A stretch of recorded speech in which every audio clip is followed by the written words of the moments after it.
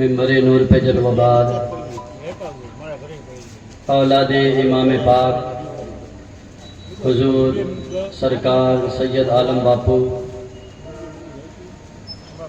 حیدری group کے تمام کرتا دھرتا میرے دوستوں اور بزرگوں، نوجوان ساتھیوں، عزیز بچوں، پردے میں رہنے والی میری ماؤں اور بہنوں، السلام علیکم ورحمۃ اللہ وبرکاتہ۔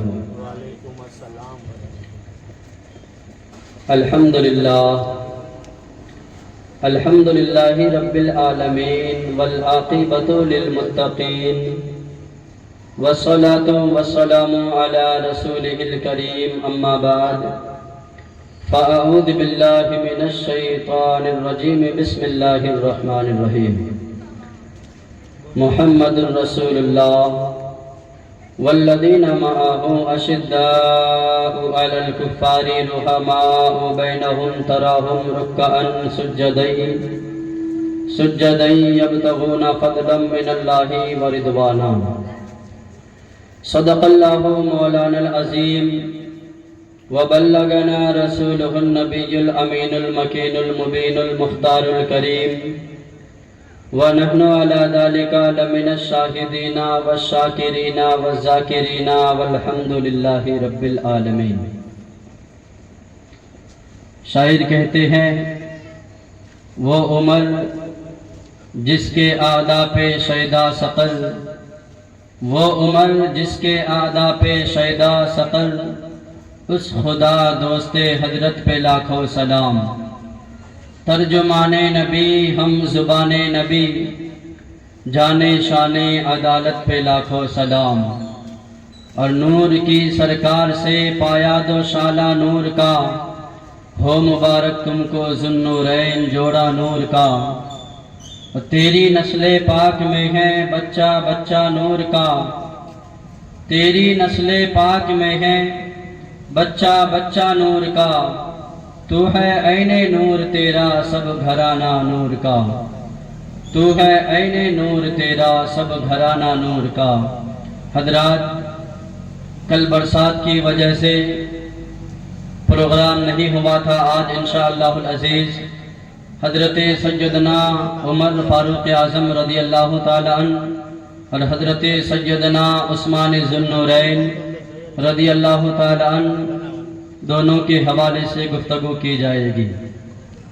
آئیے، خطبہ مسنونہ کے بعد میں نے جس آیت مبارکہ کو پڑھنے کا شرف حاصل کیا ہے، اس پر اپنی تقریر کو شروع کرنے سے پہلے ہم اور آپ اپنی اور ساری کائنات کے مرکز عقیدت آمینہ کے لال عبداللہ کے لخت جگر، دائے حلیمہ کے دل کا سکون، لمبے لمبے ہاتھوں سے بھیک دینے والے داتا، ہم غلاموں کے آقا جناب محمد رسول اللہ صلی اللہ تعالی علیہ وسلم کی مقدس بارگاہ میں درود شریف کا ہدیہ تبریک پیش کرنے کی برکتیں اور سعادتیں حاصل کرے، اور محبتوں کے ساتھ پڑھے اللہم صلی علی سیدنا و مولانا محمد بارک وسلم، صلو علیہ صلاۃ و سلام علیک یا رسول اللہ صلی اللہ تعالی علیہ وسلم۔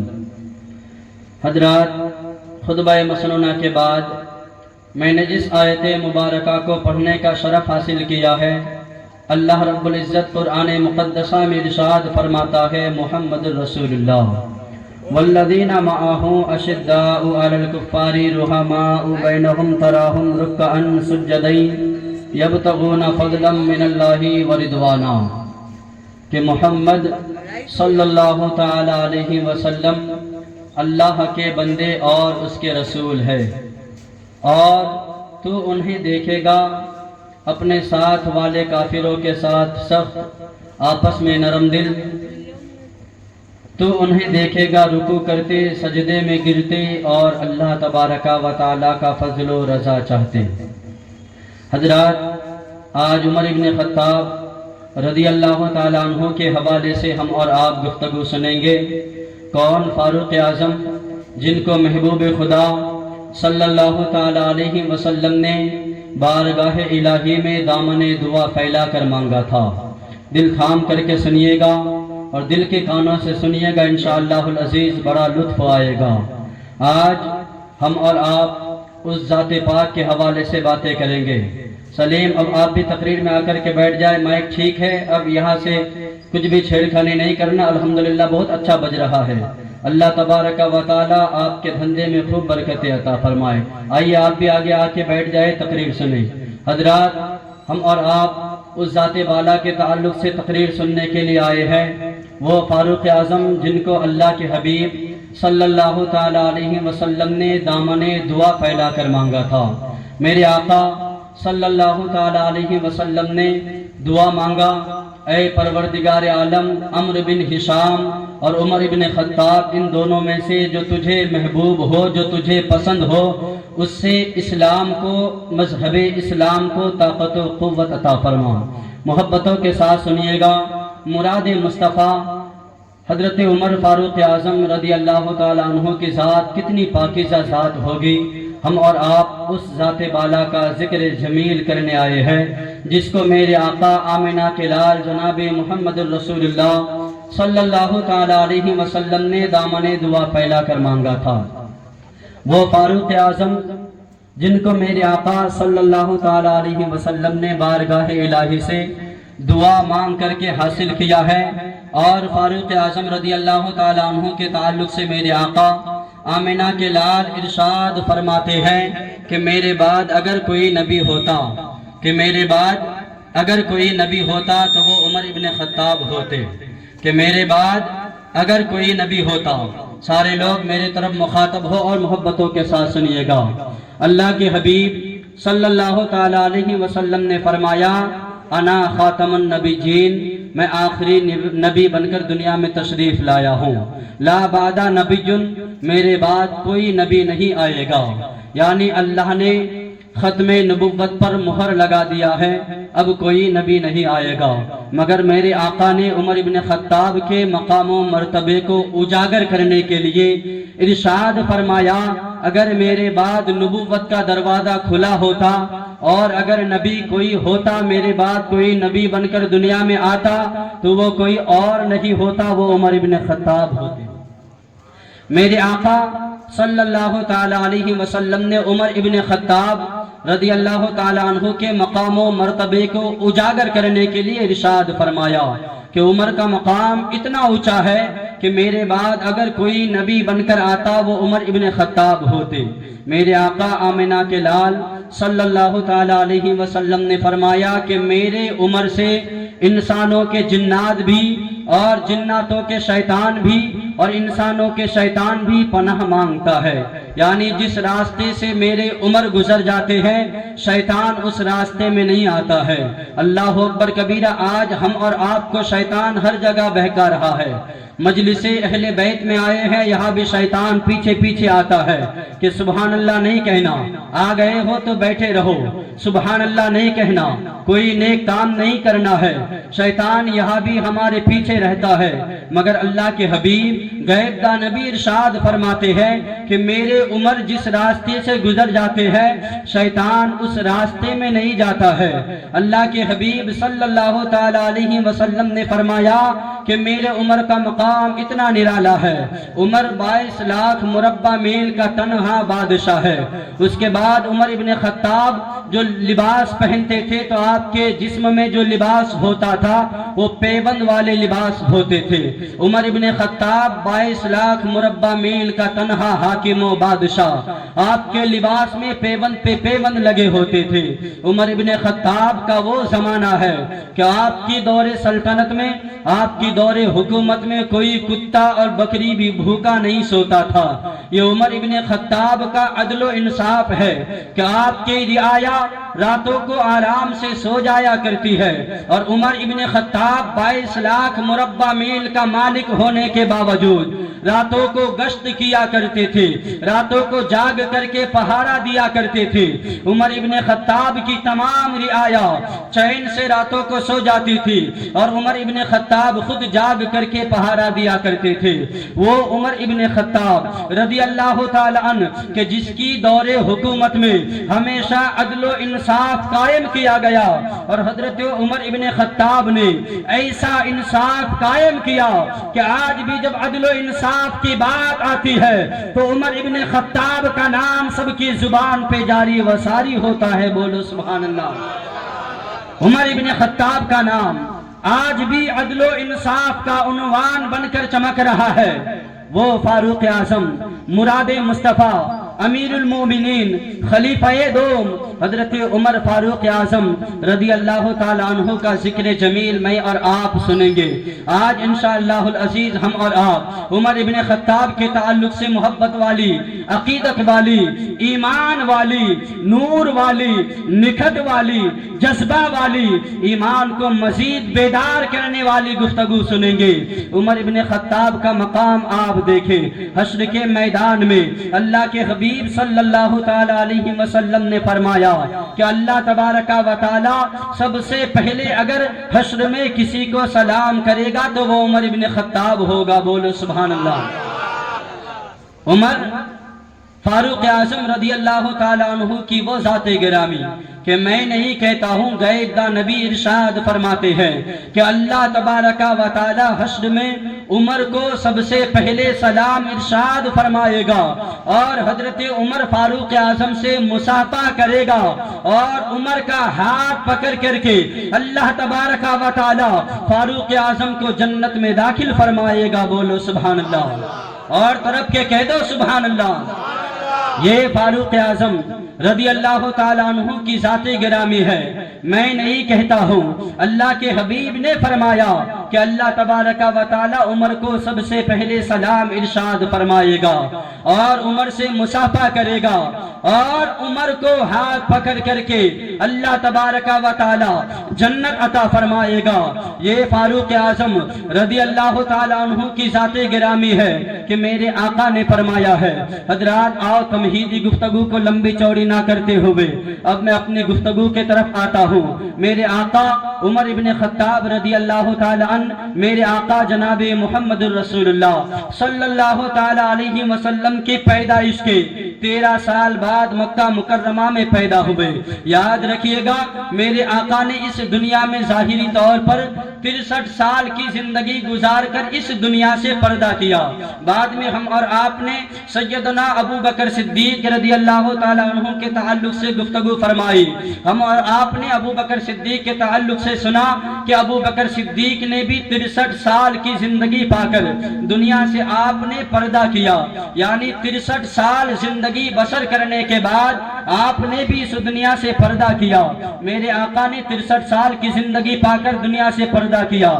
پوری گفتگو کو محبتوں کے ساتھ سنیے گا تو انشاءاللہ العزیز آپ کو لطف آئے گا، آپ کو مزہ آئے گا کہ حضرت عمر فاروق اعظم رضی اللہ تعالی عنہ میرے آقا صلی اللہ تعالی علیہ وسلم کے پیدائش کے 13 سال بعد مکہ مکرمہ میں پیدا ہوئے.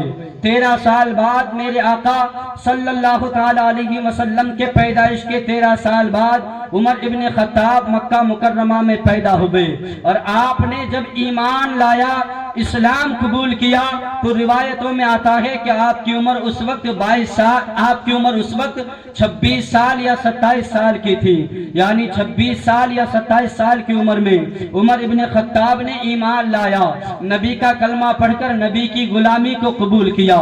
یعنی عمر مذہب اسلام کو قبول کر کے مذہب اسلام میں نبی کا کلمہ پڑھ کے اپنے آپ کو نبی کی قدموں کے حوالے کر دیا. عمر ابن خطاب نے ایمان قبول کیا تب آپ کی عمر 26 سال یا 27 سال کی تھی. عمر ابن خطاب رضی اللہ تعالی عنہ میرے آقا صلی اللہ تعالی علیہ وسلم کے زمانے میں مکہ مکرمہ میں مورخین بیان فرماتے ہیں کہ جب 39 لوگ اور 11 عورتیں اسلام میں داخل ہو گئی اس کے بعد عمر ابن خطاب نے ایمان لایا. عمر ابن خطاب 40واں مسلمان ہے. یعنی مذہب اسلام میں جب میرے آقا نے دین کا پرچار کرنا شروع کیا، ابو بکر ایمان لے آئے، عمر ابن خطاب کو دعوت ایمان ہوئی. اس واقعہ کو آپ سنیں گے انشاءاللہ. تو عمر 40ویں نمبر پہ اسلام قبول کیا. میرے آقا صلی اللہ تعالی علیہ وسلم نے مذہب اسلام کا پرچار کیا. دین اسلام کے بانی محمد عربی محبوب دو جہاں صلی اللہ تعالی علیہ وسلم دین اسلام کا پرچار کر رہے ہیں. ابو بکر صدیق زبیر و طلحہ، عثمان و ذوالنورین اور دیگر صحابہ جو ایمان لے آئے ہیں، مذہب اسلام کا پرچار کر رہے ہیں، تبلیغ اسلام کر رہے ہیں، اسلام کی دعوت لوگوں کو دے رہے ہیں، میرے آقا صلی اللہ تعالی علیہ وسلم کے تعلق سے کفار و مشرکین نے پلاننگ کیا، کفار و مشرکین نے مکہ مکرمہ میں یہ پلاننگ کیا کہ محمد بن عبداللہ دین اسلام کا پرچار کر رہے ہیں، تبلیغ اسلام کا کام بڑی زور و شور کے ساتھ کر رہا ہے، اسے روکا جائے، کسی بھی طریقے سے اسے روکا جائے۔ عمر ابن خطاب اور ابو جہل اور تمام کافر مشرکین جو ہے مکہ مکرمہ میں بیٹھ کر کے یہ مشورہ کرتے ہیں کہ محمد بن عبداللہ کو جو بھی قتل کرے گا اسے 100 اونٹ دیا جائے گا۔ اللہ اکبر کبیرہ۔ تمام کفار و مشرکین مکہ مکرمہ کے اندر یہ پلاننگ کر رہے ہیں، یہ بات طے کر رہے ہیں کہ جو بھی محمد بن عبداللہ کو قتل کرے گا اسے 100 اونٹ اور 40,000 درہم دیا جائے گا۔ 100 اونٹ اور 40,000 درہم محمد بن عبداللہ کے قتل کرنے والے کو دیا جائے گا۔ کوئی بھی مجمع میں کھڑا نہیں ہوا کہ محمد بن عبداللہ کو قتل کون کرے گا۔ اسی مجمع میں عمر ابن خطاب موجود تھا۔ عمر ابن خطاب ننگی تلوار لے کر کھڑا ہو گیا اور کہا، اے ابو جہل، میں محمد بن عبداللہ کو قتل کروں گا، میں محمد عربی کا سر اتار دوں گا۔ حضرت عمر یہ کہہ کر ننگی تلوار لے کر کے مکہ مکرمہ کے اس مشورہ سے، اس میٹنگ سے باہر نکلا ہے اور ننگی تلوار لے کر محمد عربی روح فدا صلی اللہ تعالی علیہ وسلم کو تلاش کرنے جا رہے ہیں، صلی اللہ تعالی علیہ وسلم کو تلاش کرنے جا رہے ہیں۔ عمر ابن خطاب نے کہا کہ میں محمد عربی کا کام تمام کر دوں گا، کہ میں محمد عربی کا کام تمام کر دوں گا، محمد عربی کا سر میں عمر قط اڑا دوں گا۔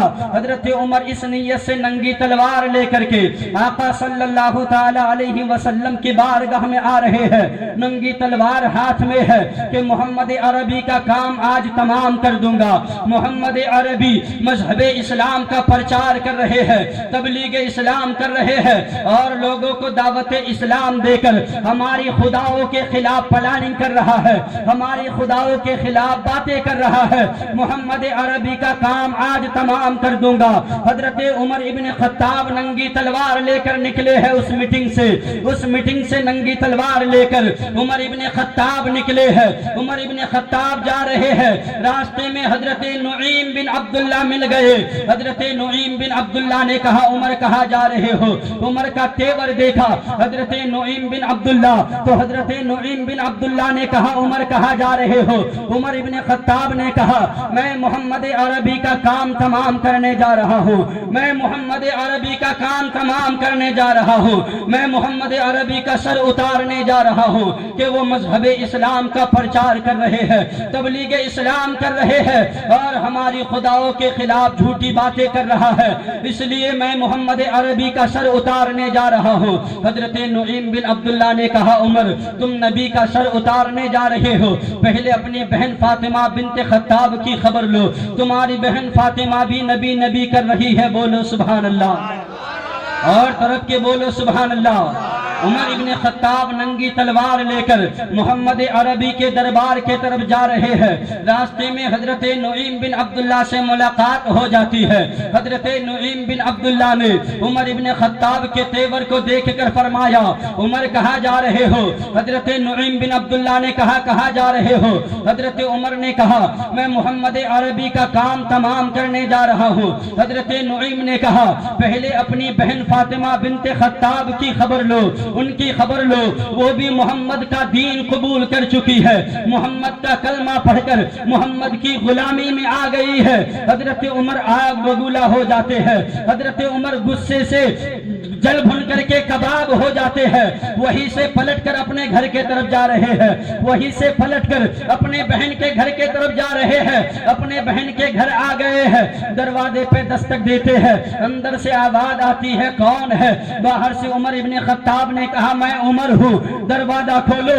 حضرت عمر کی بہن کے گھر حضرت خباب رضی اللہ تعالی عنہ حضرت عمر کی بہن فاطمہ بنت خطاب اور ان کے بہنوی سعید بن زید کو قرآن مقدسہ کی آیتیں پڑھ کر، سورہ طٰہٰ کی آیتیں جو کسی کاغذ پہ یا کسی تختی پہ لکھی ہوئی تھی، سورہ طٰہٰ کی وہ آیتیں، قرآن مقدسہ کی وہ مخصوص آیتیں حضرت خباب رضی اللہ تعالیٰ عنہ فاطمہ بنت خطاب اور ان کے شوہر حضرت زید کو سنا رہے ہیں۔ حضرت فاطمہ بنت خطاب نے حضرت عمر کے تیور کو دیکھا اور دروازے کے سوراخ سے دیکھا گیا کہ عمر کی تیور ٹھیک نہیں ہے، عمر غصے میں نظر آ رہے ہیں۔ فاطمہ بنت خطاب نے کہا حضرت خباب کو کہ آپ چھپ جائے۔ حضرت خباب رضی اللہ تعالیٰ عنہ کو گھر کے کسی کونے میں چھپا دیا گیا، قرآن کے ان مقدس اوراق کو چھپا دیا گیا۔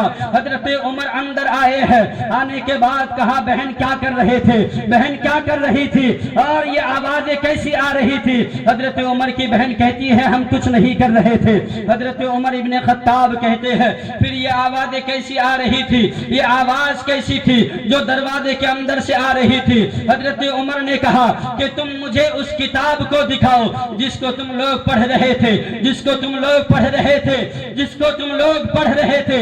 حضرت عمر کی بہن فاطمہ بنت خطاب کہتی ہے اے میرے بھائی عمر، اس کتاب کو پاک لوگ ہی چھو سکتے ہیں، لا یمسہ الا المطہرون، اس کتاب کو پاک لوگ ہی چھو سکتے ہیں، جو پاک نہیں ہوتا ہے وہ اس کتاب کو چھو نہیں سکتا ہے۔ اس کتاب کو چھونے کے لیے پاکی حاصل کرنا ضروری ہے، باوضو ہونا ضروری ہے۔ المختصر، حضرت عمر غسل کرتے ہیں، حضرت عمر وضو بناتے ہیں، حضرت عمر کو قرآن مقدسہ کے ان مخصوص اوراق کو دیا گیا۔ حضرت عمر نے سورہ طٰہٰ کی ان آیتوں کو پڑھنے لگا، اقیم الصلاۃ لذکری، کہ میری یاد کے لیے نماز قائم کرو، اور فتنہ و فساد کو کب تک برپا کرو گے؟ میری یاد کے لیے نماز قائم کرو۔ حضرت عمر نے قرآن مقدسہ کی سورہ طٰہٰ کی اس آیت مبارکہ کو جیسے تلاوت کی، اقیم الصلاۃ لذکری، اور میری یاد کے لیے نماز قائم کرو۔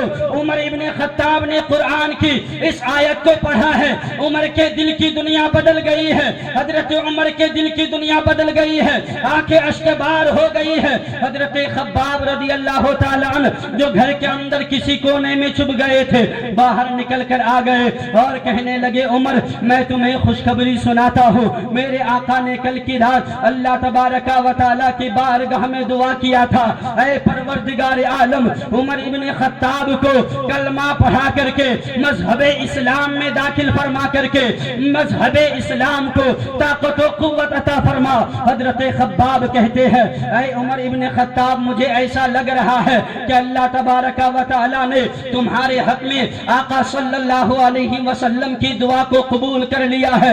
اے عمر، مجھے ایسا لگ رہا ہے کہ تمہارے حق میں نبی کی دعا قبول ہو گئی ہے۔ حضرت عمر رو رہے ہیں، قرآن مقدسہ کے ان اوراق کو عمر ابن خطاب نے پڑھ لیا ہے، دل کی دنیا بدل گئی ہے۔ اب حضرت عمر ابن خطاب کلمہ پڑھنے والے ہیں۔ حضرت خباب اور اپنی بہن فاطمہ بنت خطاب سے کہتے ہیں مجھے بھی محمد عربی کی بارگاہ میں لے چلو۔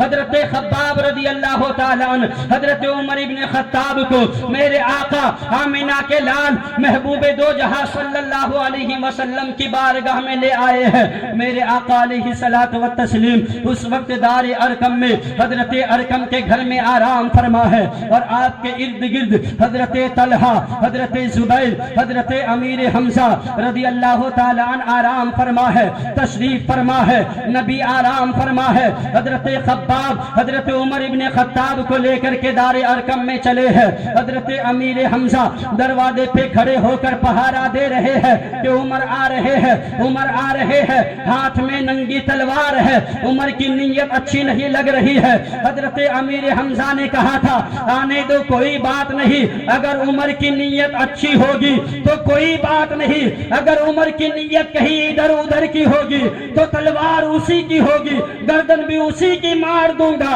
حضرت امیر حمزہ دار ارقم میں دروازے پہ کھڑے ہیں، نبی اندر آرام فرما ہے۔ حضرت خباب کے ساتھ عمر ابن خطاب رضی اللہ تعالیٰ عنہ اندر آئے ہیں، حضرت خباب کے ساتھ دار ارقم میں آئے ہیں، دار ارقم میں آئے ہیں۔ نبی دار ارقم سے باہر تشریف لے آتے ہیں، نبی باہر آئے ہیں، نبی نے حضرت عمر کو دیکھا ہے، حضرت عمر عمر نے میرے آقا مصطفیٰ کریم کو دیکھا ہے.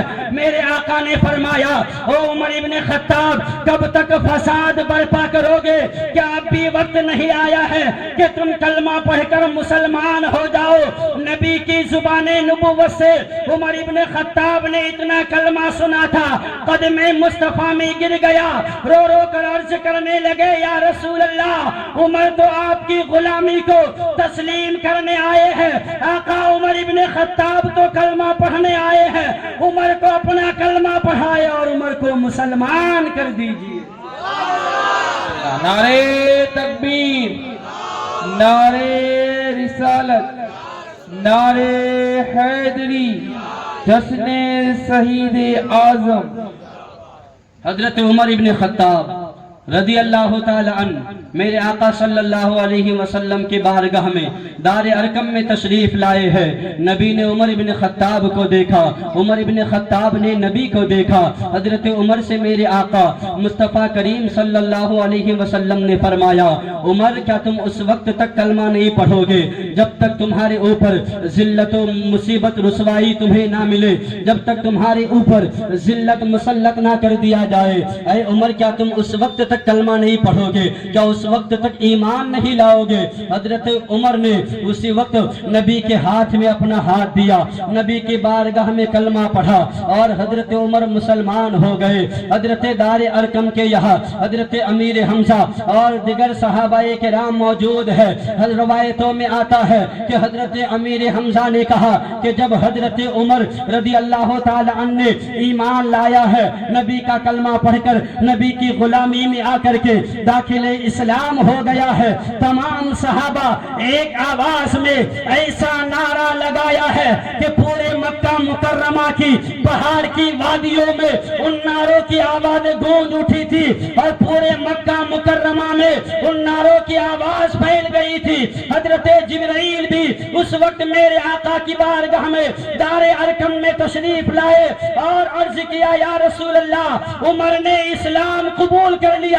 زمین والے تو زمین والے، آسمان والوں نے بھی آسمانوں میں خوشی کا جشن منایا ہے. اور مچل کے کہو سبحان اللہ. حضرت عمر رضی اللہ تعالی عنہ جب ایمان لایا ہے، نبی کا کلمہ پڑھ کر نبی کی بارگاہ میں آیا ہے اور نبی کی غلامی کو قبول کیا ہے. شاعر نے نقشہ کھینچا ہے، شاعر نے اسی کی طرف نقشہ کھینچا ہے. شاعر نے کہا ہے کفار جتنے تھے سبھی حیران ہو گئے، چہرہ عمر نے دیکھا مسلمان ہو گئے. اور روئے نبی پہ جس گھڑی ان کی نظر پڑی، چہرہ عمر نے دیکھا مسلمان ہو گئے. چہرہ عمر نے دیکھا مسلمان ہو گئے. آواز تھوڑی موٹی کر کے چھوڑ دو سلیم، شروع میں جو آواز تھی ویسی کر کے چھوڑ دو، آواز کھینچ رہی ہے. چہرہ عمر نے دیکھا مسلمان ہو گئے کہ روئے نبی پہ جس گھڑی ان کی نظر پڑی، چہرہ عمر نے دیکھا مسلمان ہو گئے. حضرت عمر ابن خطاب رضی اللہ تعالی عنہ نبی کی بارگاہ میں آیا ہے، کلمہ پڑھ کر کے مسلمان ہو گیا ہے. حضرت عمر کے ایمان لانے سے پہلے عمر کا نام کیا ہے؟ عمر ابن عمر ہے. بعد میں آپ کو فاروق کا لقب دیا گیا ہے. فاروق کا مطلب حق اور باطل میں فرق کو واضح کر دینا.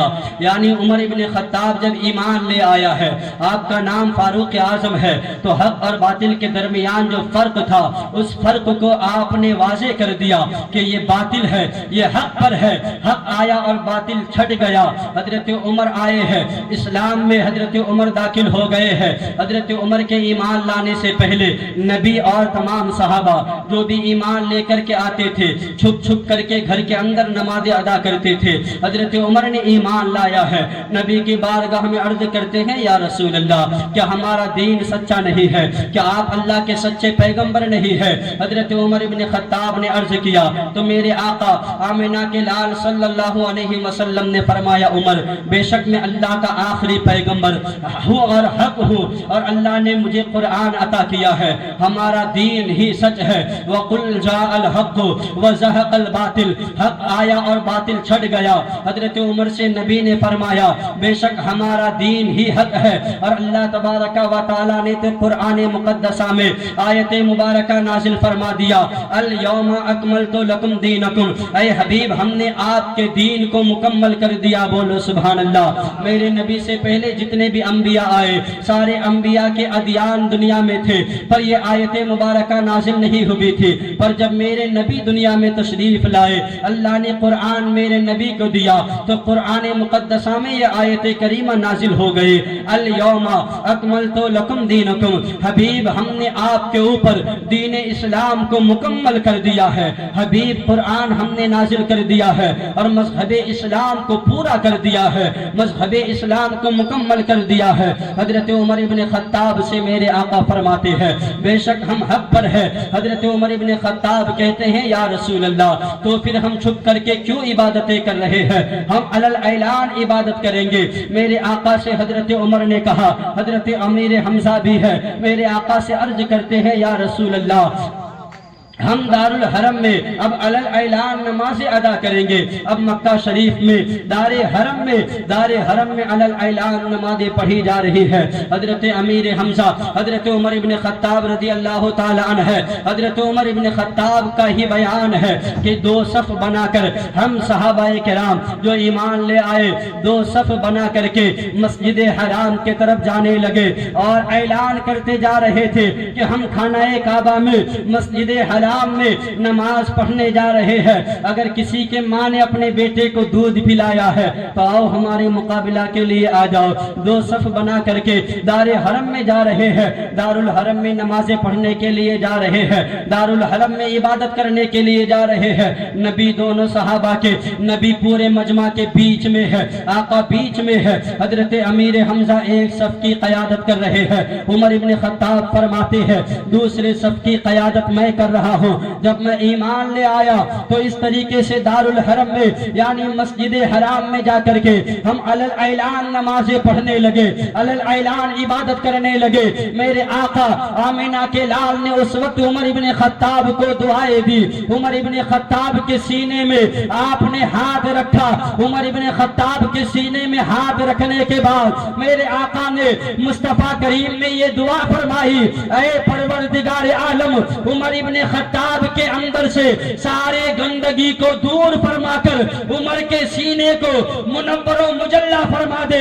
بول دو سبحان اللہ۔ میرے آقا نے عمر کے سینے میں ہاتھ رکھ کر کے یہ دعا فرمائی، اے رب ذوالجلال عمر کے سینے سے ساری گندگی کو ساری غلاظتوں کو نکال کر کے پھینک دے اور عمر کے سینے کو نور سے منور و مجلہ فرما دے۔ مورخین فرماتے ہیں کہ میرے آقا نے آمنہ کے لال نے عمر ابن خطاب کے سینے میں ہاتھ رکھنے کے بعد یہ دعا عمر ابن خطاب کے سینے میں ہاتھ رکھ کر کے اس دعا کو 3 مرتبہ فرمایا ہے۔ بعد میں عمر ابن خطاب کو مقام یہ ملا کہ مورخین فرماتے ہیں کہ عمر ابن خطاب جب بھی زبان کھولتے ہیں اللہ تبارک و تعالیٰ نے عمر کی زبان میں حق کو گویا فرما دیا ہے، یعنی عمر جب بھی زبان کھولتے ہیں عمر حق اور سچ بولتے ہیں۔ عمر ابن خطاب کو مقام یہ ملا کہ آپ کی رعایت کے مطابق میں اللہ تبارک و تعالیٰ نے قرآن مقدسہ میں 21 مرتبہ آیت قرآنی کو نزول فرمایا ہے۔ سبحان اللہ۔ نعرے تکبیر، نعرے رسالت، نعرے حیدری، جشن شہید اعظم۔ حضرت عمر ابن خطاب رضی اللہ تعالی عنہ جب ایمان لے آئے میرے آقا مصطفیٰ کریم صلی اللہ تعالی علیہ وسلم نے عمر ابن خطاب کے سینے میں ہاتھ پھیرا اور دعا فرمائی، پروردگار عالم عمر ابن خطاب کے سینے سے ساری گندگی کو دور فرما اور عمر ابن خطاب کے سینے کو نور سے منور و مجلہ فرما دے۔ میرے آقا آمنہ کے لال نے یہ دعا فرمائی عمر ابن خطاب کے حوالے سے، تو عمر ابن خطاب کا مقام اس طریقے سے نرالا ہوا، عمر ابن خطاب کا مقام اتنا اونچا پہنچا ہوا۔ عمر ابن خطاب کو یہ مقام ملا مذہب اسلام میں کہ زمین میں نبی کے ساتھ چلتے رہے، سفر میں نبی کے ساتھ رہے، حضر میں نبی کے ساتھ رہے، جنگوں میں نبی کے ساتھ رہے، دنیا تو دنیا، یہاں تک کہ عمر بن خطاب پردہ کر گئے تو نبی کے مزار انور پہ، نبی کے مزار مقدسہ میں نبی کے ایک طرف ابو بکر صدیق ہے تو دوسری طرف عمر بن خطاب لیٹے ہیں۔ بولو سبحان اللہ۔ یہ مقام قیامت تک کے لیے کسی کو نہیں ملا کہ نبی کے جسم اقدس سے لگے ہوئے نبی کے گنبد کے نیچے ہی عمر بن خطاب بھی آرام فرما ہے۔ اور میرے آقا نے فرمایا تھا میرے بعد اگر کوئی نبی ہوتا تو عمر بن خطاب ہوتے۔ اس کو ہٹوا دیجئے پلاسٹک۔ میرے آقا صلی اللہ تعالی علیہ وسلم نے عمر بن خطاب کے مقام و مرتبے کو اجاگر کیا ہے۔ محبتوں کے ساتھ سننا پیارو، حضرت عمر بن خطاب کی موافقت میں، حضرت عمر بن خطاب کی رائے میں 21 مرتبہ کم و بیش اللہ تبارک و تعالی نے آیت قرآنی کو نازل فرمایا ہے، یعنی کم و بیش 21 مرتبہ قرآن میں عمر بن خطاب کی رائے کے مطابق اللہ تبارک و تعالی نے آیات قرآنی کو نازل فرمایا۔ حضرت عمر ابن خطاب میرے آقا آمنہ کے لال صلی اللہ تعالی علیہ وسلم کے ساتھ بیٹھے ہیں اور حضرت عمر عرض کرتے ہیں یا رسول اللہ میرا جی چاہتا ہے کہ مقام ابراہیم پر نمازیں پڑھی جائے۔ محبتوں کے ساتھ سنیے گا، حضرت عمر نبی سے باتیں کر رہے ہیں، مشورہ کر رہے ہیں۔ یا رسول اللہ میرا دل چاہتا ہے کہ مقام ابراہیم پہ 2 رکعت نمازیں پڑھی جائے۔ حضرت عمر ابن خطاب نے ابھی نبی سے یہ بات ہی کیا تھا، نبی سے بات کر رہے ہیں کہ اللہ تبارک و تعالی نے حضرت جبرائیل کے ذریعے قرآن مقدسہ میں آیت مبارکہ نازل فرما دی، وَاتَّخِذُوا مِن مَقَامِ ابراہیم مصلی۔ بول دو سبحان اللہ کہ مقام ابراہیم کو نماز کی جگہ بنا لو، وَاتَّخِذُوا مِن مَقَامِ ابراہیم مصلی، کہ حضرت ابراہیم کی جگہ کو، مقام ابراہیم کو نماز کی جگہ بنا لو۔ یہ آیت کریمہ جو نازل ہوئی حضرت عمر ابن خطاب کے رائے کے مطابق میں یہ آیت مبارکہ نازل ہوئی۔ حضرت عائشہ پر جب بہتان لگائی گئی حضرت عمر نے مشورہ دیا حضور سے کہ ابو بکر کی بیٹی جو حضور سے نکاح کیا، نکاح پڑھانے والا خود جبرائیل امین ہے، اللہ تبارک و تعالی نے نکاح کرایا تھا تو اللہ تبارک و تعالی نے ایسے کے ساتھ حضرت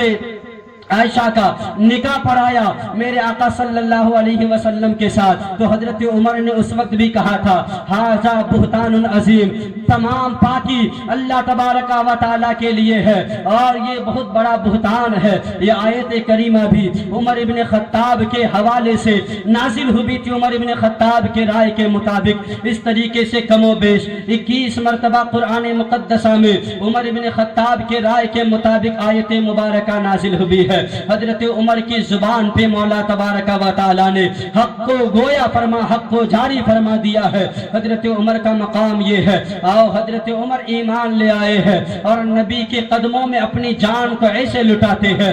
ابو بکر صدیق کے حوالے سے پرسوں آپ نے بیان سنا تھا، آج عمر ابن خطاب کے حوالے سے سنیے۔ حضرت عمر نبی کے بارے میں کوئی بھی باتیں سننا نہیں چاہتے ہیں، اگر نبی کا حکم کوئی نہیں مانتا ہے تو عمر نبی سے پیار ایسا کرتا ہے، نبی سے محبت اتنی کرتا ہے کہ جو نبی کا فیصلہ نہیں مانتا ہے عمر اس کی گردن کو اڑا دیتا ہے۔ عمر جب ایمان لے آئے ہیں تو عمر کی عمر اس وقت جو ہے 27 سال کی قریب ہے، 26 سال یا 27 سال کی ہے، اور عمر ابن خطاب نبی کی پیدائش کے 13 سال بعد مکہ مکرمہ میں پیدا ہوئے، اور جب عمر نے اسلام قبول کیا تو 26 سال یا 27 سال آپ کی عمر ہے۔ بشر نامی ایک منافق مسلمان اور ایک یہودی کے درمیان کسی تلوار یا زمین کے تعلق سے جھگڑا ہو گیا تھا۔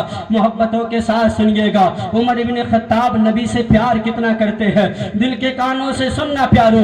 بشر نامی ایک منافق مسلمان تھا جو نبی کے آگے ہاں ہاں کرتا تھا، بعد میں نبی کی نہیں مانتا تھا، جو آگے ہاں ہاں کرے پیچھے کسی اسی کی برائی کرے اسے منافق کہتے ہیں۔ اور اس منافق مسلمان کی نفاق ابھی ظاہر نہیں ہوا تھا۔ میرے آقا آمینہ کے لال کے زمانے میں بشر نامی ایک منافق مسلمان تھا اور ایک یہودی کا تلوار یا کسی زمین کے معاملے میں جھگڑا ہو گیا۔ منافق مسلمان اور یہودی کے درمیان جھگڑا ہو گیا تو یہودی نے کہا کہ چلو ہم اپنا فیصلہ محمد عربی سے کرا لیتے ہیں۔ وہ جانتا تھا کہ محمد عربی جیسا فیصل پوری دنیا میں کوئی نہیں ہے، محمد عربی جو حق ہوتا ہے وہی فیصلہ کرتا ہے۔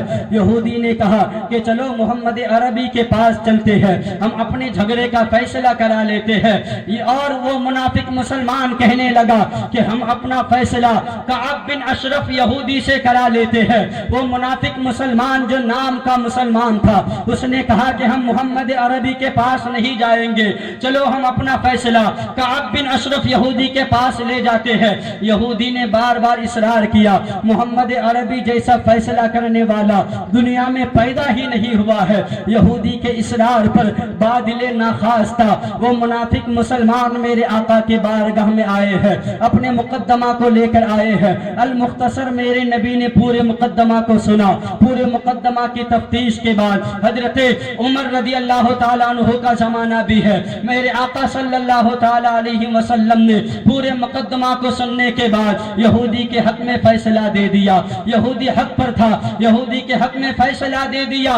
بادل ناخواستہ وہ منافق مسلمان جو گیا تھا نبی کی حجرے سے باہر آیا، باہر آنے کے بعد کہتا ہے یہودی مجھے یہ فیصلہ ٹھیک نہیں لگ رہا ہے، میرے آقا نے فیصلہ کیا ہے، اس کی شامت آ گئی تھی، اس نے کہا کہ یہ فیصلہ اچھا نہیں ہوا ہے، یہ فیصلہ مجھے منظور نہیں ہے، چلو ایسا کرتے ہیں عمر ابن خطاب کے پاس چلتے ہیں، عمر ابن خطاب جو بھی فیصلہ کریں گے وہ مجھے منظور ہو جائے گا۔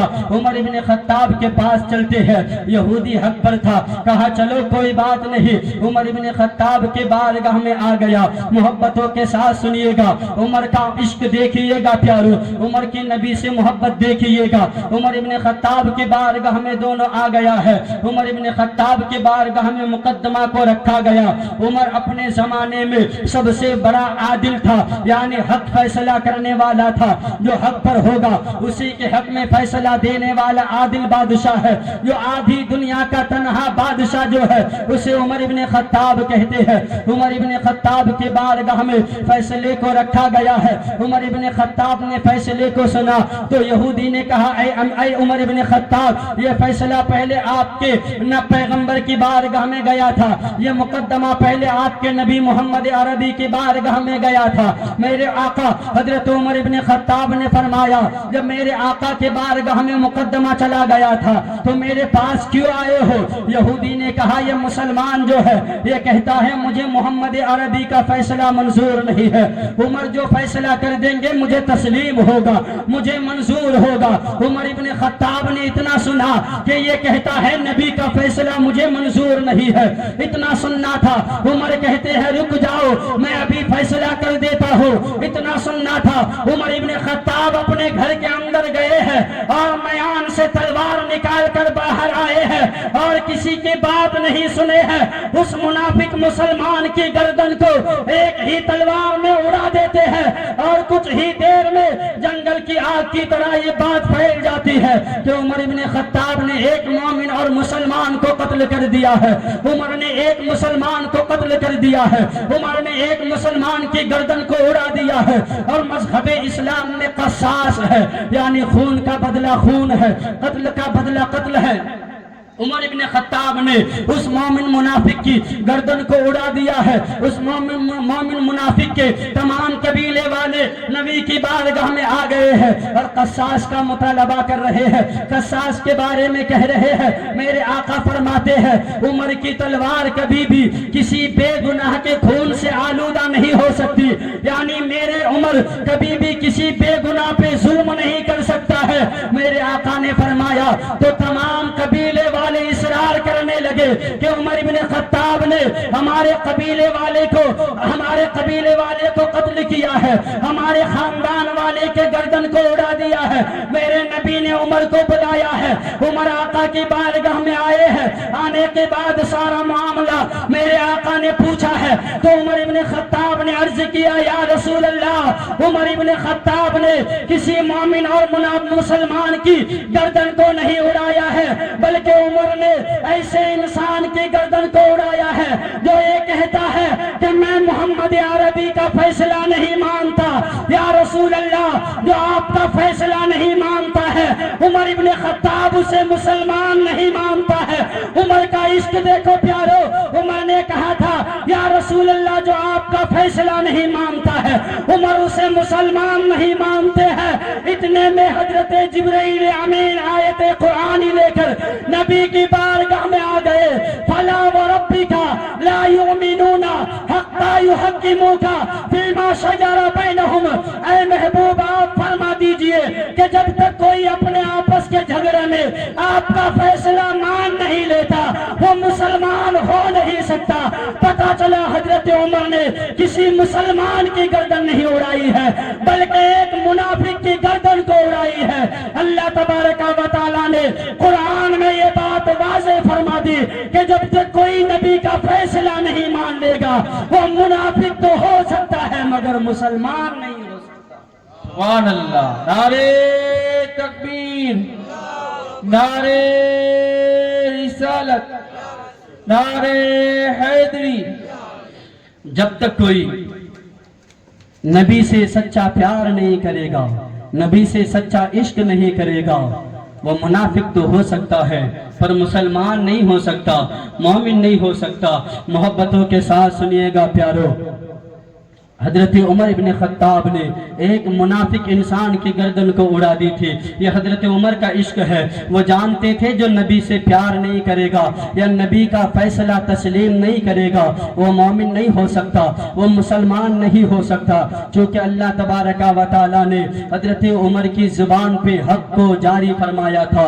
یہ عمر ابن خطاب رضی اللہ تعالیٰ عنہ کا مقام ہے۔ حضرت عمر ابن خطاب جب امیر المومنین کی کرسی پہ براجمان ہوتے ہیں، یعنی عمر ابن خطاب رضی اللہ تعالیٰ عنہ جب خلافت کی کرسی کو سنبھالتے ہیں، حضرت ابو بکر صدیق کے انتقال کے بعد جب عمر ابن خطاب خلافت کی کرسی کو سنبھالتے ہیں یعنی امیر المومنین بنتے ہیں، حضرت عمر کب خلافت کی کرسی پہ براجمان ہوتے ہیں، حضرت ابو بکر صدیق نے خواب میں دیکھا کہ میرے آقا صلی اللہ تعالیٰ علیہ وسلم فرماتے ہیں اے ابو بکر کیا وقت نہیں آیا ہے کہ اب ہماری ملاقات ہو جائے۔ نبی کے انتقال کے 2.5 سال کے بعد حضرت ابو بکر صدیق رضی اللہ تعالیٰ عنہ خواب دیکھتے ہیں۔ اے ابو بکر، میرے آقا خواب میں فرماتے ہیں ابو بکر صدیق کیا وقت نہیں آیا ہے کہ اب ہماری ملاقات ہو جائے، میں تمہاری ملاقات کا مشتاق ہوں، اے ابو بکر میں تجھ سے ملنا چاہتا ہوں۔ حضرت ابو بکر خواب میں فرماتے ہیں کہ میں نے نبی سے پوچھا یا رسول اللہ پھر میرے بعد خلافت کی کرسی کو کون سنبھالے گا، امیر المومنین کے عہدے کو کون سنبھالے گا؟ تو میرے نبی نے خواب میں ابو بکر سے فرمایا تھا اس خلافت کے منصب کو میں نے عمر ابن خطاب کو دے دیا ہے۔ بولو سبحان اللہ، اور مچل کے کہو نا سبحان اللہ۔ یعنی عمر ابن خطاب رضی اللہ تعالیٰ عنہ کو خلافت کا منصب دینے والا کوئی دنیا دار نہیں بلکہ مدینے والا تاجدار ہے۔ حضرت ابو بکر کے خواب میں نبی نے پیغام دے دیا، مژدہ دے دیا کہ خلافت کا منصب میں نے عمر ابن خطاب کو دے دیا۔ حضرت ابو بکر جب بیمار ہو گئے آخری وقت میں حضرت علی، حضرت عثمان، حضرت زبیر اور دیگر صحابہ کو بلا کر کے خلافت کی کرسی کو حضرت عمر ابن خطاب کے حوالے کرتا ہے، یعنی مسند خلافت عمر کے حوالے کرتے ہیں۔ حضرت عمر ابن خطاب رضی اللہ تعالیٰ عنہ خلافت کی کرسی پہ براجمان ہوتے ہیں۔ محبتوں کے ساتھ سنیے گا، حضرت عمر ابن خطاب جب خلافت کی کرسی کو سنبھالتے ہیں، حضرت ابو بکر صدیق 2.5 سال خلافت کے مسند کو سنبھالنے کے بعد اس دنیا سے پردہ کر گیا۔ 63 سال کی عمر میں حضرت عمر ابن خطاب نے خلافت کی کرسی کو سنبھالا ہے۔ اپنے دور سلطنت میں بہت سے علاقے، بہت سے جنگ کو آپ نے فتح کیا ہے اور فتح کرتے کرتے 22 لاکھ مربع میل تک حضرت عمر نے اسلامی سلطنت کو پھیلا دیا تھا۔ بولو سبحان اللہ۔ جدھر دیکھو عمر ابن خطاب کی حکومت نظر آ رہی تھی، جدھر نگاہ اٹھاؤ عمر ابن خطاب کی سلطنت نظر آ رہی تھی۔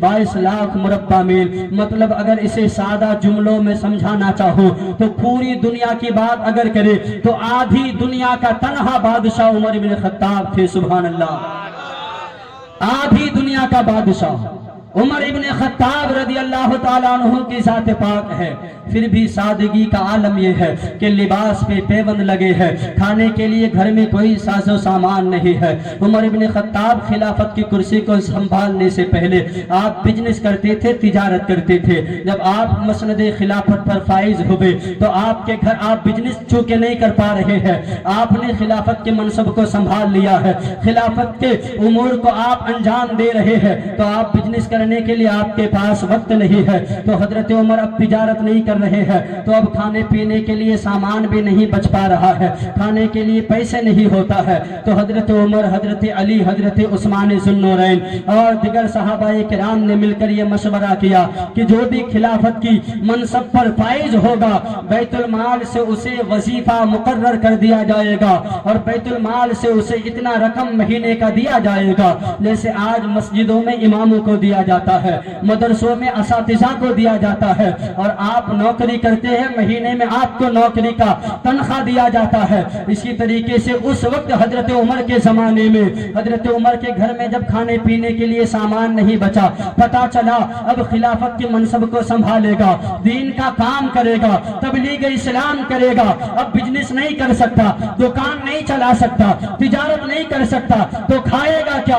سارے صحابہ نے مل کر کے یہ فیصلہ کیا، اور ایک موٹی رقم کو جو ہے طے کر دیا گیا کہ بیت المال سے جو بھی خلافت کے منصب پر فائز ہوگا مہینے میں اتنا پیسہ اسے وظیفہ کے طور پر دیا جائے گا، جس سے اس کا گزر بسر ہو سکے، اس کی فیملی کا گزارا ہو سکے۔ یہ عمر ابن خطاب کا دور ہے، اسی وقت سے بیت المال سے ایک ہدیہ کو مقرر کیا گیا تھا، وہی سسٹم آج بھی باقی ہے، جو نوکری کرنے والے کو مہینے کے بعد ماہانہ دیا جاتا ہے۔ حضرت عمر ابن خطاب کا یہ دور ہے، محبتوں کے ساتھ سنیے گا۔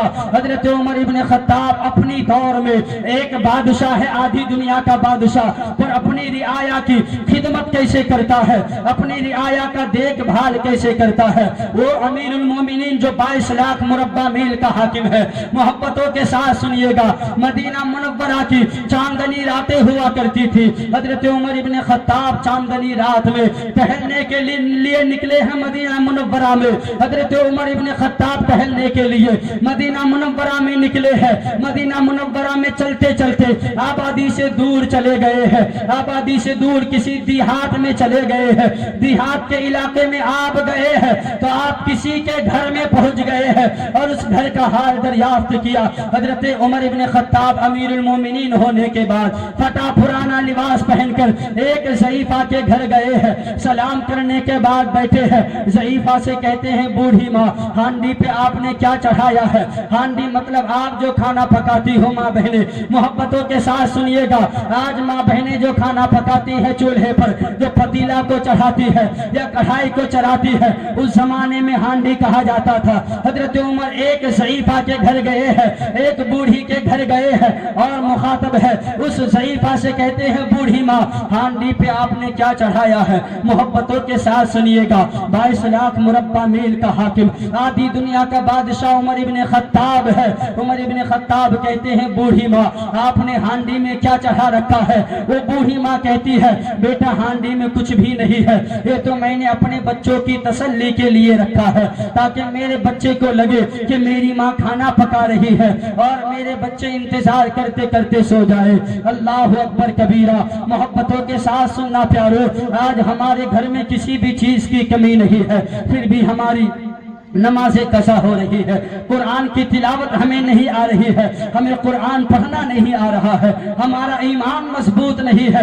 وہ بوڑھی کہتی ہے اے بیٹا اسے معلوم نہیں کہ جو میرے بغل میں بیٹھا ہے یہ وقت کا امیر المومنین ہے، یہ عمر ابن خطاب ہے، اس بوڑھی کو معلوم نہیں ہے۔ عمر ابن خطاب پوچھ رہے ہیں تو وہ بوڑھی کہتی ہے بیٹا ہانڈی میں کچھ بھی نہیں ہے، یہ خالی ہانڈی میں نے چولہے پہ چڑھا رکھا ہے تاکہ میرے بچوں کو تسلی مل جائے۔ اسے پتا ہے کہ میری ماں کوئی چیز پکا رہی ہے اور ہم کھا کر کے سو جائیں جائیں گے، میرے بچے انتظار کرتے کرتے سو جائیں گے۔ عمر ابن خطاب کی آنکھوں میں آنسو ہے، محبتوں کے ساتھ سننا پیارو۔ حضرت عمر ابن خطاب کہتے ہیں محبتوں کے ساتھ سننا، آنکھوں میں آنسو ہے، کہتے ہیں پھر امیر المومنین سے تم شکایت کیوں نہیں کرتے ہو؟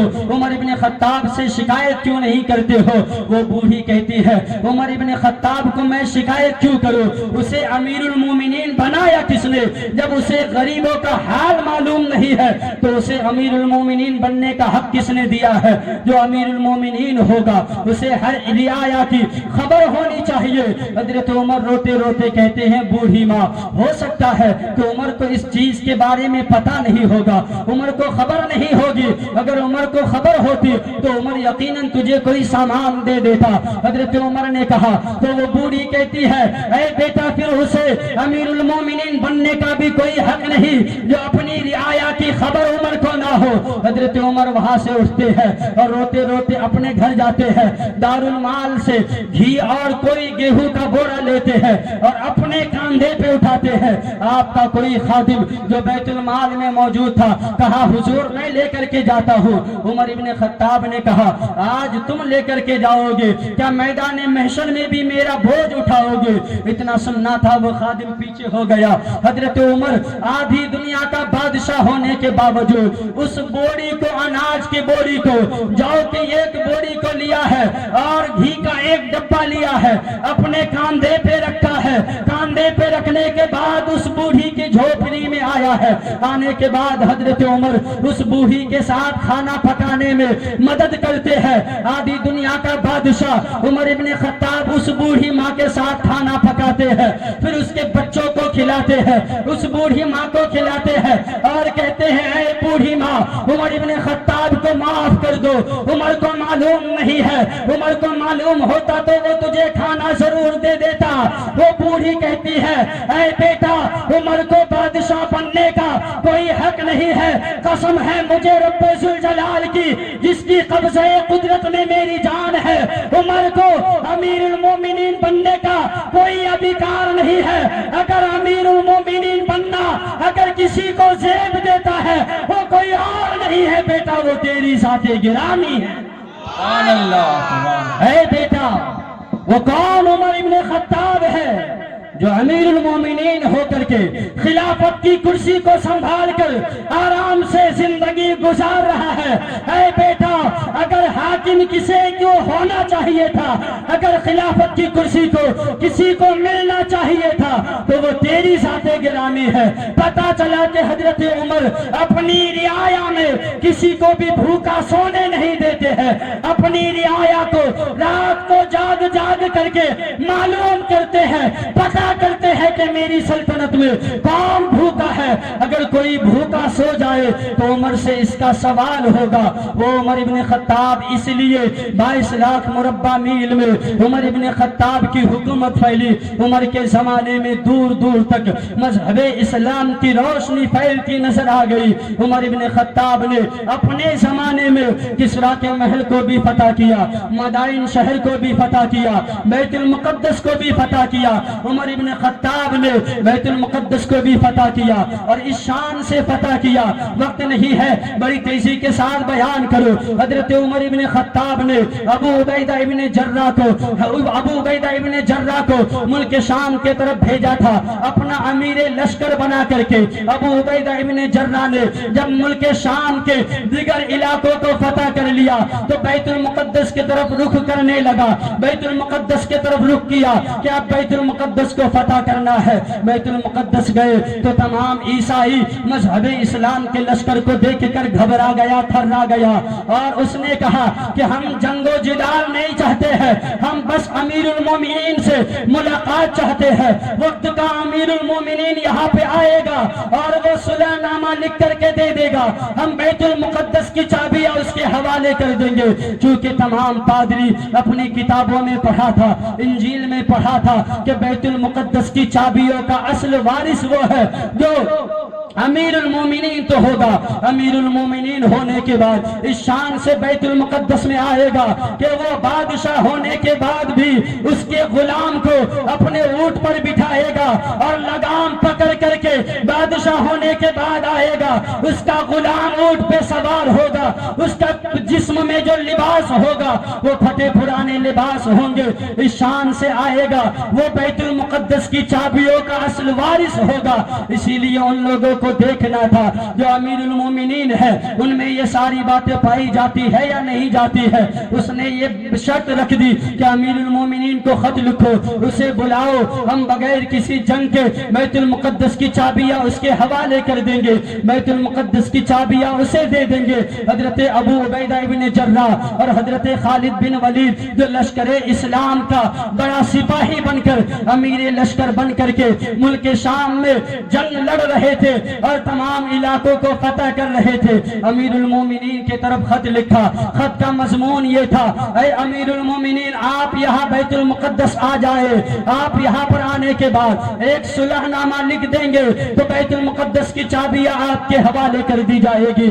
عمر ابن خطاب وقت کا حاکم امیر المومنین یہ خط سن دیکھنے کے بعد ایک غلام کو لیتا ہے، ایک غلام کو لیتا ہے اور ایک اونٹ کو لیتا ہے، پانی کا ایک مشکیزہ لیتا ہے، کھانے کا کچھ سامان لیتا ہے اور ایک شرط کے ساتھ اپنے غلام کے ساتھ سفر کو آگے بڑھاتا ہے۔ محبتوں کے ساتھ سنیے گا، وقت کا امیر المومنین اپنے غلام کو لیا ہے، شرط رکھ دیا پہلے کہ 1 میل تک میں آقا بن کر اونٹ پہ سوار ہو جاؤں گا، تم لگام پکڑ کر آگے آگے چلنا، اور پھر دوسرے میل پہ تم اونٹ کے اوپر سوار ہو جاؤ گے، میں لگام پکڑ کے چلوں گا۔ یہ بات طے ہو گئی دونوں کے بیچ میں، عمر ابن خطاب نے یہ طے کر لیا، یہ بات طے ہو گئی، عمر ابن خطاب اونٹ کے اوپر سوار ہو گئے، غلام لگام پکڑ کر کے آگے آگے جا رہے ہیں۔ اسی طریقے سے سفر مکمل کیا جا رہا ہے کہ 1 میل تک عمر ابن خطاب اونٹ پہ اوپر سوار ہوتے ہیں، غلام رسی پکڑ کر آگے آگے جاتے ہیں، اور دوسرے میل میں غلام اونٹ پہ سوار ہوتا ہے، حضرت عمر امیر المومنین رسی پکڑ کر آگے آگے جاتے ہیں، لگام پکڑ کر جاتے ہیں۔ جب پورا راستہ طے ہو گیا، بیت المقدس کے قریب آ گیا تو اب اونٹ پہ بیٹھنے کی باری غلام کی تھی، لگام پکڑنے کی باری عمر ابن خطاب کی تھی۔ عمر ابن خطاب لگام پکڑ کر کے آگے آگے جا رہے ہیں، غلام کو اونٹ میں بیٹھائے ہیں، بیت المقدس کے علاقے میں آ گئے۔ تمام عیسائیوں نے دیکھا تھا کہ لباس پھٹے پرانے ہیں، پیبند پہ پیبند لگے ہوئے ہیں، اور اس شان سے آ رہا ہے کہ غلام کو اپنے اونٹ پہ بٹھایا ہے، خود آقا بن کر آقا ہونے کے باوجود بھی لگام پکڑ کر کے آ رہے ہیں۔ جو ہماری کتابوں میں ہم نے پڑھا تھا وہ ماتھے کی آنکھوں سے دیکھ رہے ہیں۔ عمر ابن خطاب کو اس شان سے آتے ہوئے دیکھا، کوئی جنگ نہیں ہوئی، کوئی قتل و غارت نہیں ہوا، عمر کو اس شان سے آتے ہوئے دیکھ کر بیت المقدس کی چابیاں عمر ابن خطاب کے حوالے کر دیا گیا، اور اس طریقے سے عمر ابن خطاب نے بغیر کوئی جنگ لڑے ہوئے بیت المقدس کو فتح و کامیابی عطا کی۔ سبحان اللہ، نعرے تکبیر، نعرے رسالت، نعرے حیدری۔ حضرت عمر بن خطاب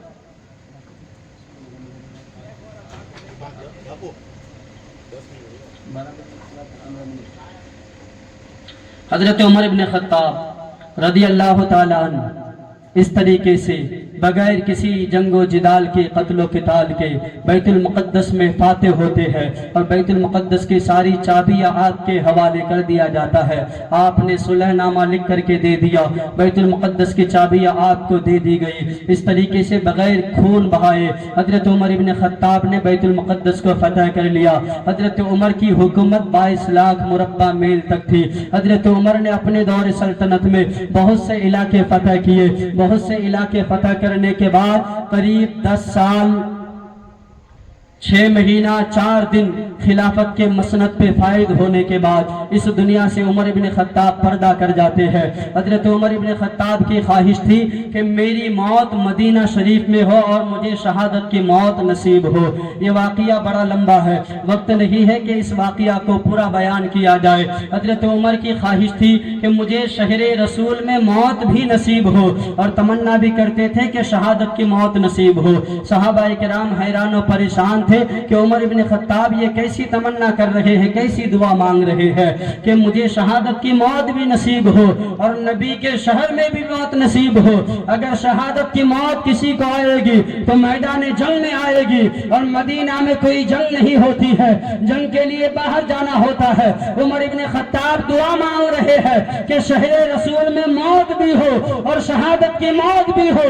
عمر ابن خطاب نے یہ دعا مانگی اور اس طریقے سے عمر ابن خطاب کی دعا قبول ہو گئی کہ ایک مقدمہ آپ کے بارگاہ میں آیا, حضرت مغیرہ, اور ایک مجوسی غلام کا. حضرت مغیرہ کے حق میں فیصلہ بہتر تھا, حضرت عمر ابن خطاب نے حضرت مغیرہ کے حق میں فیصلہ دے دیا تو مجوسی غلام عمر ابن خطاب کا جانی دشمن بن گیا اور موقع دیکھتا رہا کہ کب موقع ملے میں عمر ابن خطاب کو شہید کر دوں. حضرت عمر ابن خطاب ایک دن جو ہے نماز فجر کے لیے آ رہے ہیں, مصلی امامت پہ عمر ابن خطاب ہے, وہ مجوسی غلام بھی آپ کے پیچھے پہلی صف میں کھڑا ہے, خنجر کو اپنے کمر بند میں چھپا رکھا ہے. عمر ابن خطاب نماز میں کھڑے ہیں اور وہ مجوسی غلام جو اپنے سینے میں عمر ابن خطاب کی دشمنی کو پال رہا تھا, وہ نماز میں عمر ابن خطاب کے اوپر ایسا وار کیا کہ عمر ابن خطاب تاب نہ لا سکے اور زمین پہ تشریف لے آئے. عمر ابن خطاب زمین پہ تشریف لے آئے. وہ مجوسی غلام جو ظالم عمر ابن خطاب کے اوپر خنجر چلایا تھا, اس کا نام ابو لولو فیروز تھا, جس نے حضرت عمر ابن خطاب کے اوپر خنجر چلایا تھا. مجوسی غلام ابو لولو فیروز نماز کی حالت میں حضرت عمر کے اوپر ایسا وار کیا کہ حضرت عمر برداشت نہ کر سکے, زمین پہ تشریف لے آئے. حضرت عمر کو جس دن خنجر مارا گیا تھا وہ 26 ذی الحجہ کی تاریخ تھی, اور 26 ذی الحجہ میں حضرت عمر کو زخمی کیا گیا اور 3 دن تک آپ زخمی رہے, اور 1 محرم الحرام کو آپ کو روضہ رسول میں مدفون کیا گیا. یہ بھی بڑا لمبا واقعہ ہے کہ حضرت عمر نے اپنے بیٹے عبداللہ سے کہا, حضرت عائشہ سے اجازت لے کر کے آؤ کہ عمر روضہ رسول میں دفن ہونا چاہتا ہے. حضرت عمر جب زخمی ہو گئے, دفن ہونے کی التجا تمنا پیش کی کہ میری تمنا ہے کہ روضہ رسول میں مجھے دفن کیا جائے.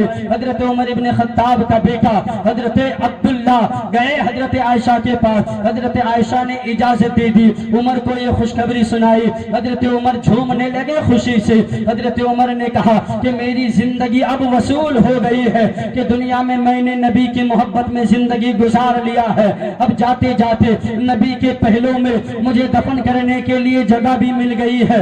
اس طریقے سے 26 ذی الحجہ کو حضرت عمر زخمی ہوتے ہیں اور 10 سال 4 مہینہ یا 6 مہینہ 10 سال 6 مہینہ 4 دن خلافت کے مسند پر فائد ہونے کے بعد اس دنیا سے 63 سال کی عمر میں پردہ کر جاتے ہیں. انا للہ و انا الیہ راجعون. اور روضہ رسول میں 1 محرم الحرام کو مدفون کیا جاتا ہے.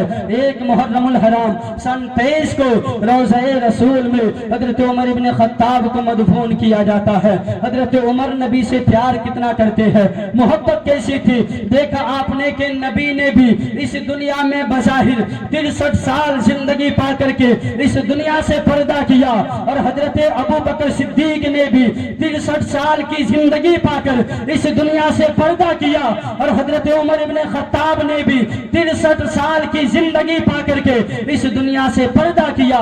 پتا چلا نبی سے پیار کتنا کرتے ہیں, نبی کی زندگی سے کیسی مطابقت ہے. قدم قدم نبی کی چھوٹی چھوٹی سنتوں پہ گزارتے رہے اور نبی کی زندگی میں بھی مطابقت دیکھے کہ 63 سال نبی کی زندگی ہے تو 63 سال عمر ابن خطاب نے زندگی گزار کر کے اپنی جان کو جانے جانا کے حوالے کیا, اپنی جان کو جانے جانا کے سپرد کر دیا.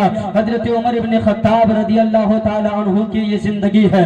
10 سال 6 مہینہ 4 دن آپ نے خلافت کی مسند کو سنبھالا. پھر آپ کے بعد عثمان ذو النورین رضی اللہ تعالی عنہ خلافت کی مسند پہ فائز ہوتے ہیں۔ حضرت عمر سے کسی نے کہا تھا وقت نہیں ہے 5 منٹ کی گفتگو سنے، حضرت عمر ہی پہ گفتگو کرتے ہیں۔ حضرت عثمان غنی پہ انشاءاللہ وقت ملے گا تو اب کل بیان کریں گے، کل حضرت علی کا بھی ہے۔ حضرت عمر جب بیمار ہو گئے، آپ کو زخمی کر دیا گیا، تو آپ کو کسی نے مشورہ دیا کہ آپ اپنے مسند پہ یعنی امیر المومنین کی جگہ میں آپ اپنے بیٹے عبداللہ کو بٹھائے۔ تو حضرت عمر غصہ میں چلا کے کہنے لگے کہ تم اپنا کام کرو، مجھے غلط مشورہ مت دو۔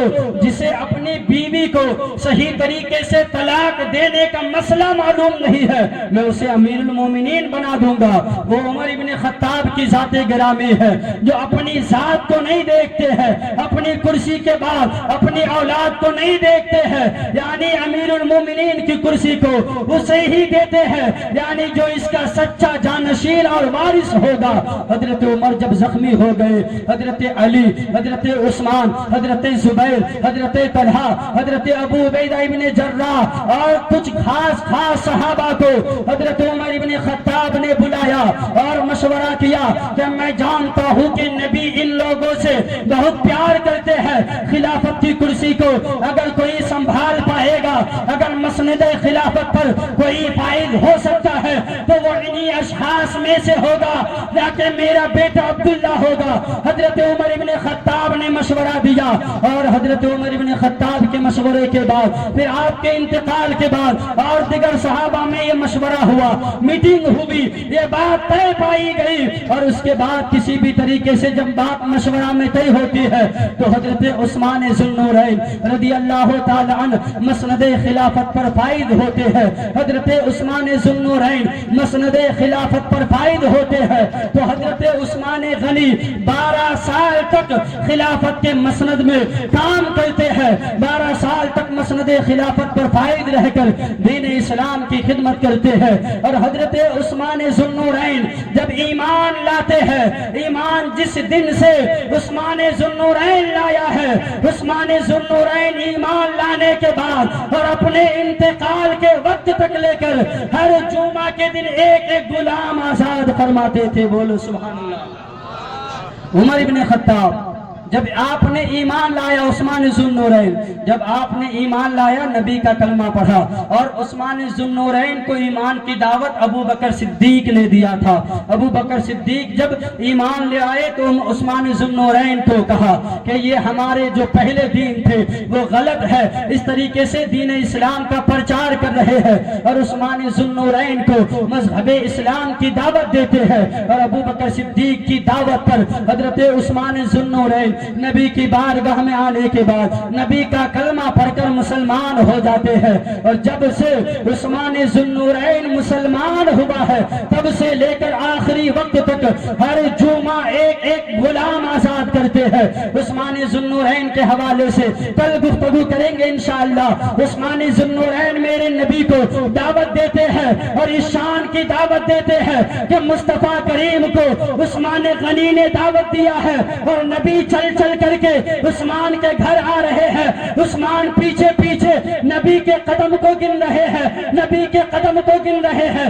جب نبی عثمان غنی کے گھر آ رہے ہیں، نبی کے حجرے سے عثمان غنی کے گھر تک کتنے قدم نبی چل کر کے آئے ہیں عثمان نے گنا ہے۔